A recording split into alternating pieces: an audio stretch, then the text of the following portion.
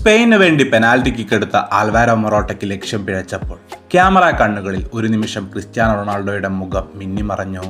ആ നിമിഷം ലോകം മുഴുവൻ റൂബൻ നെവസിന്റെ കാലുകളിലേക്ക് കണ്ണുനട്ടു. ഇവിടെ അയാൾക്ക് പിഴയ്ക്കാൻ സാധിക്കില്ലായിരുന്നു.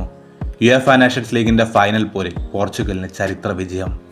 കലങ്ങിയ കണ്ണുകളുമായി നേഷൻസ് ലീഗ് കിരീടം ഏറ്റുവാങ്ങുമ്പോൾ റൊണാൾഡോയുടെ കൈയൊന്ന് വിറച്ചു. എത്ര നാളുകളായി ഇതുപോലൊരു വിജയം നാം കൊതിക്കുന്നു.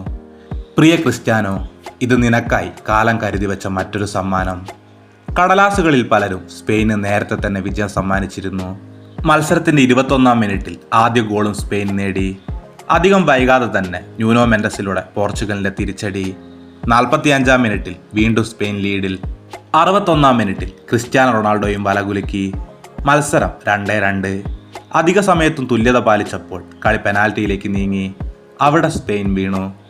ന്യൂനോ മെൻഡസ് എന്ന കളിക്കാരൻ എന്തുകൊണ്ട് പോർച്ചുഗൽ ഫാൻസിന് പ്രിയപ്പെട്ടവനാവുന്നുവെന്നറിയണമെങ്കിൽ യമാലിനോടൊന്ന് ചോദിച്ചാൽ മതി. ഒരു വനവാസക്കാലത്തിനപ്പുറം ഇന്ന് അയാളുടെ പട്ടാഭിഷേകമാണ്. യൂറോപ്പിന്റെ നെറുകയിൽ തലയെടുപ്പോടെ അയാൾ ബാണരുളുന്നു. ഒരു രാജാവിനെ പോലെ.